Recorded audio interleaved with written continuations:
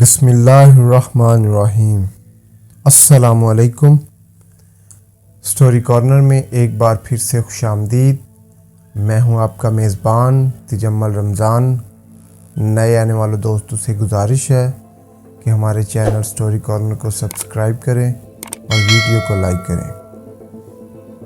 جہاں کوئی انسان اپنی ذاتی محنت اور صلاحیت کے بل پر اہم مقام حاصل کرنے میں کامیاب ہو جائے، وہاں اس کے دشمن پیدا ہو جانا بالکل عام سی بات ہے۔ یہی ان دونوں بھائیوں کے ساتھ ہوا جو تاریخ میں بادشاہ گر کہلائے گئے۔ وہ 18ویں صدی کی مغل فوج کا حصہ تھے۔ سید تھے، حسب نسب ایران سے ملتا تھا۔ فوج میں اچھے عہدوں پر تھے۔ ایک بھائی حسن علی خان لقب عبداللہ خان ظفر جنگ تھے، دوسرے حسین علی خان کہلاتے تھے۔ جب اورنگزیب عالمگیر کے بعد مغلیہ سلطنت کے حالات خراب ہونا شروع ہوئے تو فوجی طاقت، معاملہ فہمی اور سٹرانگ PR کی وجہ سے طاقت کے تمام راستے ان دو بھائیوں کی ڈیوڑی سے گزر کر جانے لگے۔ 6 مغل بادشاہوں کو بادشاہ بنانے میں ان کا رول بڑا اہم تصور کیا جاتا ہے۔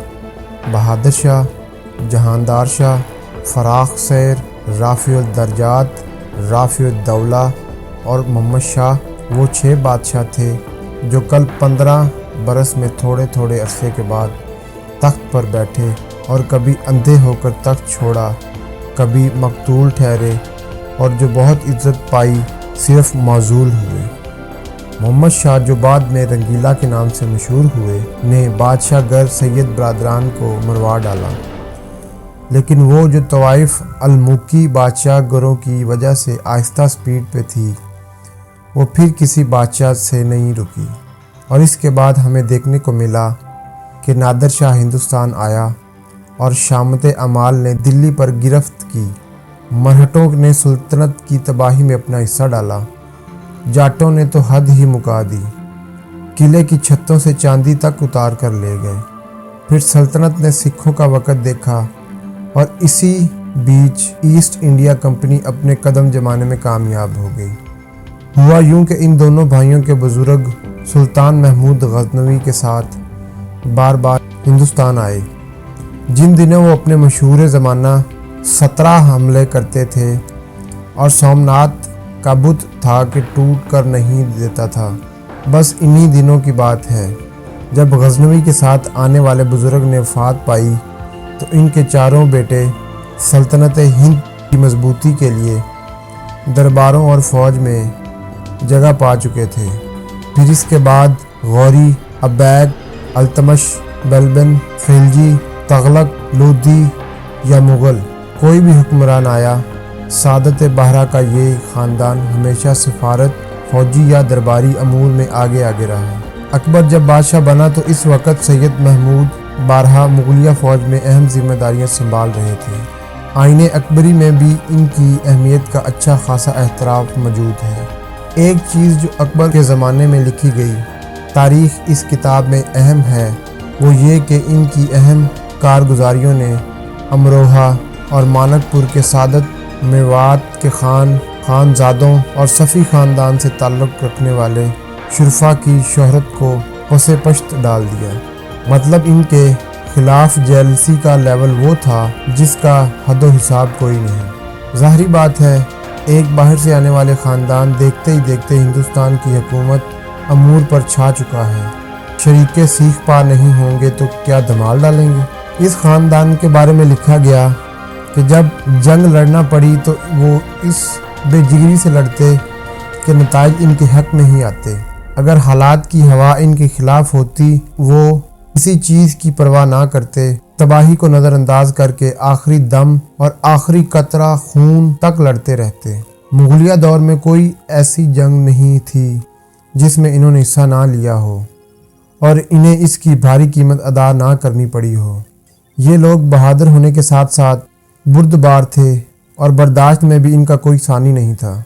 ان کی اہمیت کا اندازہ یوں لگایا جا سکتا ہے، اکبری دور میں 33 جہانگیر کے وقت میں 20 شاہ جہاں کی حکومت میں 41 عالمگیر کی تخت نشینی کے بعد 27 اور بہادر شاہ سمیت بعد کی حکومتوں میں ہمیشہ 19-20 عہدیدار اسی خاندان کے ہوتے تھے، تو کل ملا کر 700 برس سیدان بادشاہ گر کے خاندان نے حکومت میں رہتے ہوئے اہم ذمہ داریاں نبھائیں۔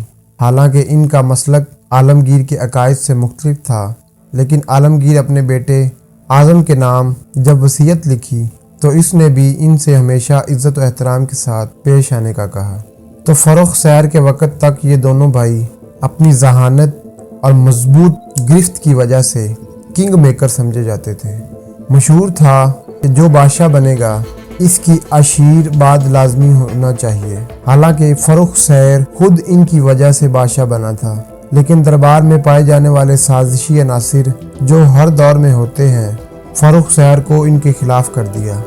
اب اس وقت اگر بڑے لوگ کسی سے ناراض ہوتے تھے تو وہ قانونی گورگا دھندوں میں نہیں پڑتے تھے۔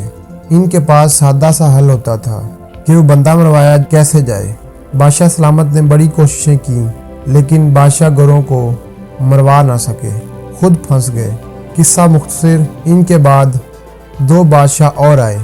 وہ خود ہی اتنے کمزور تھے کہ بادشاہ گروں پر ہاتھ ڈالنے کی نوبت نہ آ سکی، لیکن اس بیچ وہ جو درباری سازشیں ہوتی ہیں وہ اپنے عروج پہ تھیں۔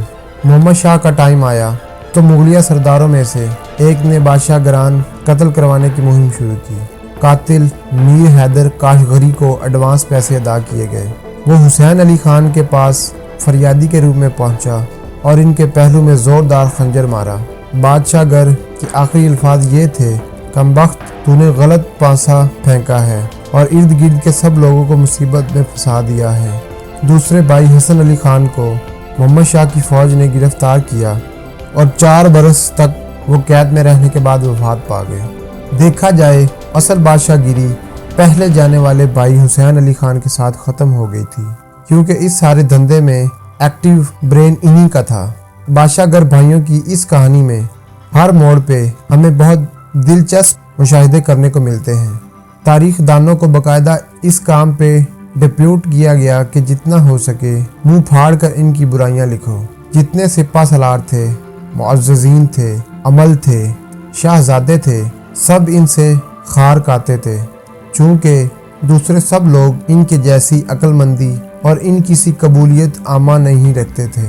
اس لیے سب کا زور ہمیشہ سازشوں پہ رہتا تھا۔ کئی بار انہیں قتل کروانے کی کوشش کی گئی، بادشاہوں کے کان بھرے گئے کہ وہ ان کے خلاف ہو جائیں، لیکن جنہیں اللہ رکھے انہیں کون چکھے۔